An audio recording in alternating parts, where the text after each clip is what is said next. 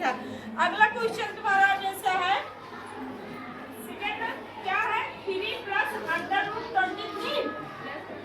अब bracket close minus under root 23। तो सबसे पहले हम ब्रैकेट को सॉल्व करेंगे। ब्रैकेट क्या हुआ हमारा, ओपन कर दो 3 प्लस अंडर रूट 23 और यहाँ माइनस से minus under root 23 plus under root 23 minus under root 23 cancel हो जाएगा। क्या आ गया 3। 3 एक पूर्णांक है जो कि यह एक परिमेय संख्या है। यह एक परिमेय संख्या है। अगला क्या कह रहा है, अगला सवाल तुम्हारा है 2 अंडर रूट 7 अपान में थर्ड नंबर 2 अंडर रूट 7 अपान में अंडर रूट 7। तो अंश में भी अंडर रूट 7 है, हर में भी अंडर रूट 7 है। अंडर रूट 7 से अंडर रूट 7 कट गया। 2 क्या है, 2 एक परिमेय संख्या है। 2 एक परिमेय संख्या है।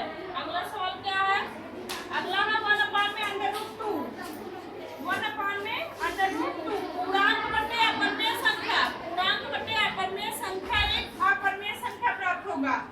एक अपरिमेय संख्या है। अगला क्या है 2 पाई।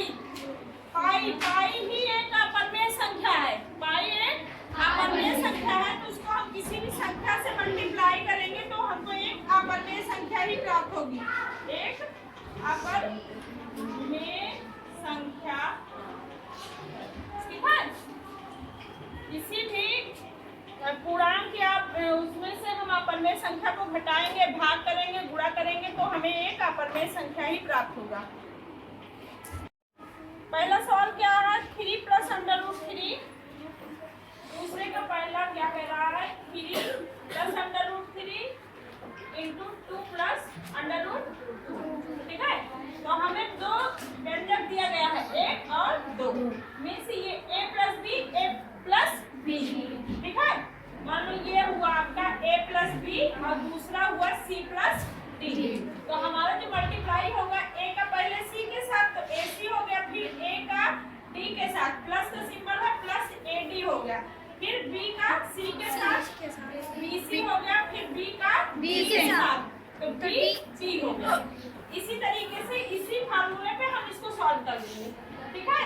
तो एक प्लस में क्या है 3 है, 3 into 2 plus 3 into under root 2 फिर plus under root 3 into 2 plus under root 3 into under root 2। 3 में 6 हो गया प्लस 3 अंडर रूट 2 हो गया प्लस 2 अंडर रूट 3 हो गया प्लस अंडर रूट 6 हो गया। ये इसका आंसर हो गया। अगला सवाल क्या है, अगला सवाल है 3 प्लस अंडर रूट 3 और 3 minus under root 3।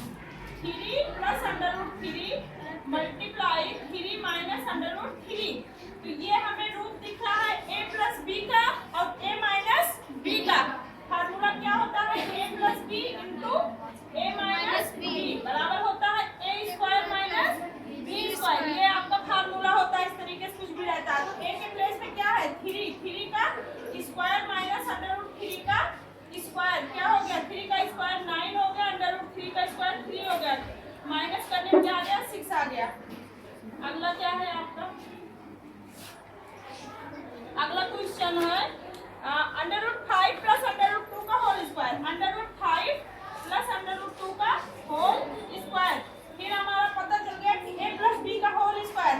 a plus B का होल स्क्वायर क्या होता है a square plus B square plus 2ab होता है। इसी सूत्र पे इसको हम रख देंगे। तो a के प्लेस पे क्या है अंडर रूट 5 का whole square plus under root 2 का whole square plus 2 into under root 5 into under root 2 क्या हो गया 5 का स्क्वायर क्या हो जाएगा अंडर रूट 5 का स्क्वायर 5 हो गया, अंडर रूट 2 का होल स्क्वायर 2 हो गया प्लस 2 इंटू अंडर रूट 10 हो गया। तो 5 to 7 प्लस 2 अंडर रूट 10। याद होगा कि पाई को एक वृत्त की परिधि और उसके व्यास के अनुपात में परिभाषित किया जाता है, अर्थात पाई c/d है। इस तथ्य का अंतर्विरोध करते हुए प्रतीत हुआ कि पाई एक अपरिमेय संख्या है। इस अंतर्विरोध का निराकरण आप किस प्रकार से कर सकते हैं, क्या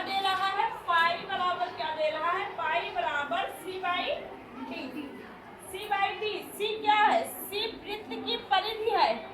C क्या है? C वृत्त की परिधि है। और D क्या है? D वृत्त का व्यास है। D वृत्त का व्यास है। और हम जानते हैं कि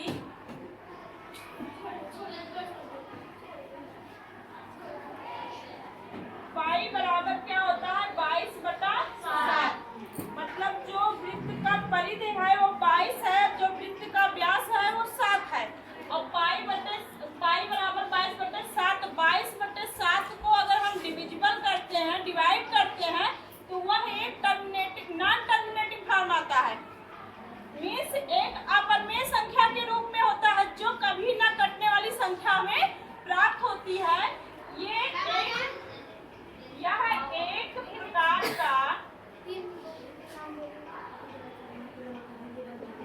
एक प्रकार का अनावर्ती अनावसानी अपरिमेय संख्या है। अपरिमेय संख्या तो इसका आंसर हो गया। तो उसमें कहा था कि किस विरोधाभास की वजह से हम कह सकते हैं कि यह एक अपरिमेय संख्या है। तो वो क्या आ रहा है कि 22/7 जो कभी भी न कटने वाली संख्या होती है, मीन्स नॉन टर्मिनेटिव फॉर्म की संख्या होती है, इसलिए यह संख्या क्या है? एक अपरिमेय संख्या है। ठीक है। 7 तो अंश एक है, हर क्या है? √7 है। और √7 का ही हमें क्या करना है? परिमेयीकरण। परिमेयीकरण का मतलब उसी संख्या से हर और अंश में गुणा करना। परिमेयीकरण का मतलब जो हर की संख्या है उसी को अंश और हर में गुणा करना। तो ये हमारा हो जाएगा 1/√7 पहले से था।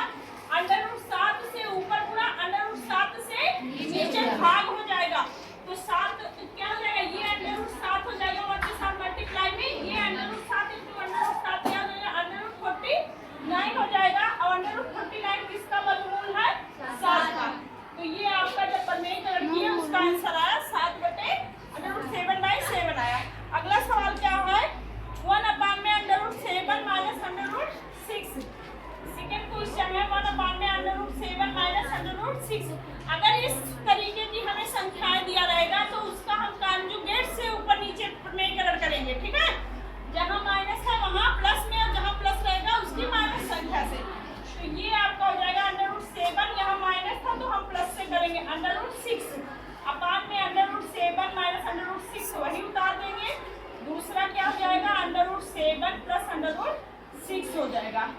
फिर हमें पता चला है कि a - b a + b का रूप दिख रहा है। ठीक है। तो a - b a + b किसका रूप होता है? a² - b² का। ये आपका हो गया √7 + √6 अपान में a² मीन्स √7 का होल स्क्वायर माइनस b² √6 का होल स्क्वायर। क्या हो जाएगा? ये आपका आगे √7 + √6 अपान में 7 - 6। 7 में से 6 गया, क्या आ गया? 1 आ गया। √7 + √6 ये इसका हो गया आंसर। अगला सवाल क्या है? 1/√7 -2 है। चौथा नंबर है 1/√7 - 2। फिर वही चीज माइनस है तो इसके प्लस से मल्टीप्लाई करेंगे तो क्या हो जाएगा? 1/√7 - 2 इंटू √7 + 2 अपान में √7 + 2। फिर वही चीज a - b a + b क्या हो जाएगा? √7 + 2 अपान में √7 का होल स्क्वायर माइनस 4 का 2 का होल स्क्वायर। ये आपका सॉल्व करने पे आया √7 + 2 अपान में 7 - 4 = √7 अपान में 3 √7 + 2 अपान में 3। ये आपका हो गया।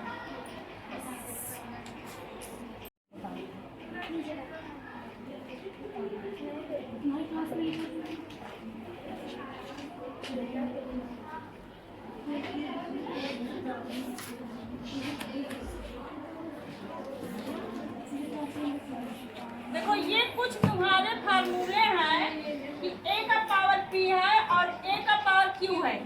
अगर दोनों का बेस इक्वल है और पावर अलग अलग है तो उस बेस का पावर इंटू में हो जाएगा, ठीक है, तो नहीं प्लस में हो जाएगा, ए का पावर बी प्लस क्यू, ठीक है, ऐड हो जाएगा। दूसरा क्या है कि ए का पावर बी का होल पावर क्यू है तो वो मल्टीप्लाई में हो जाएगा, ए का पावर बी इंटू क्यू हो जाएगा। अगला क्या है, ए का पावर बी अपान में ए का पावर क्यू है, बेस दोनों समान है, पावर अलग है, तो अगर अपान में है तो हमारा क्या हो जाएगा, पी माइनस क्यू हो जाएगा, घट जाएगा उसमें से। अगला क्या है, ए का पावर पी और बी का पावर पी, अगर दोनों का पावर सेम है तो वो दोनों संख्याएं आपस में मल्टीप्लाई हो जाएंगी और पावर सेम रहेगा तो उसका होल पावर वही संख्या हो जाएगा, ठीक है। ये तुम्हारे कुछ फार्मूले हैं, इसी से रिलेटेड आप लोग के एक्सरसाइज के कुछ सवाल हैं। जैसे पहला सवाल क्या है, 64 का पावर 1/2, 64 का पावर 1/2 है, तो सबसे पहले इस 64 का हम क्या करेंगे, फैक्टराइज कर लेंगे। 64 का अलग से फैक्टर कर लो, क्या बन रहा है, 2 से किए तो 2 किए 6, 2 दूनी 4, फिर 2 से 16, 2 से 8, 2 से 4, 2 से 2, 2 से 1, कुल मिला के 2 कितनी बार आया, 1 2 3 4 5 6, 2 के पावर 6 का फॉर्म आया, का होल पावर क्या है, 1/2। इस फार्मूले पे हो रहा है ए का पावर p इंटू क्यू के, क्या हो जाएगा, 2 का पावर 6 इंटू 1/2, तो 2 से 2 3 जा 6 हो गया। अब क्या आ गया पावर, 2 का पावर 3, 2 के पावर 3 को हम 3 बार लिख सकते हैं, 2 को 2 इंटू 2 इंटू 2, 2 2 जा 4, 2 जा 8, आंसर क्या आ गया आपका 8 आ गया। अगला क्या है, अगला जैसे है 125 का पावर 3, 125 का होल पावर क्या है 3, 125 किसका क्यूब है, 5 का क्यूब है, 5 5 जा 25, 5 जा 5, 125, तो 5 का पावर 3 का होल पावर क्या है 3 है, फिर क्या हो जाएगा आपका पावर का मल्टीप्लाई हो जाएगा, तो 5 का पावर 3 इंटू 3 हो जाएगा, तो क्या आ गया 5 का पावर 9 आ गया, ये आपका ये आ गया। अगला सवाल, फिर अगला क्या कह रहा है, सेकंड नंबर में, सेकंड का फर्स्ट क्या है, 9 का पावर 3/2 है, फिर वही चीज 9 का पावर 3/2 को हम क्या लिख सकते हैं, 3 का पावर 2 का होल पावर 3/2, फिर 3 का स्क्वायर का होल पावर 3/2, तो 2 से 2 कैंसिल हो गया, 3 का पावर 3, 3 का पावर 3, 3 3 जा 9, 3 जा 27, ये हो गया।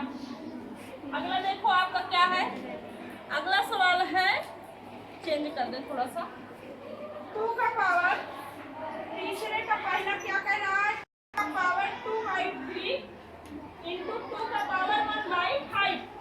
अब बेस हमारा इक्वल आ रहा, पावर अलग है, तो हम क्या कर देंगे, पावर को आपस में ऐड कर देंगे, तो 2 का पावर 2/3 प्लस 1/5 इक्वल कर लो एलसीएम, क्या हुआ तुम्हारा 10 और 3, 2 का पावर 10 प्लस 3/15 इक्वल टू 2 का पावर 13/15, ये आपका आंसर हो जाएगा। अगला क्या है, अगला है 1 का पावर 1/3 का पावर 3, 1/3 का पावर 3 का होल पावर 7 है, जब होल पावर 7 होगा ब्रैकेट ओपन करेंगे तो नॉमिनेटर और डिनोमिनेटर का पावर अलग अलग कर देंगे तोड़ के, तो 1 पावर 7 इंटू 3 का पावर 3 का होल पावर 7, 1 का पावर 7 1 हो जाएगा, 3 का पावर 3 इंटू 7 क्या हो जाएगा, 3 का पावर 21, ये अगला क्या है, अगला क्वेश्चन है तुम्हारा 7 का पावर 8 इंटू 8, 7 का पावर 1/2, 7 का पावर 1/2 इंटू 8 का पावर 1/2, इसमें तुम्हारा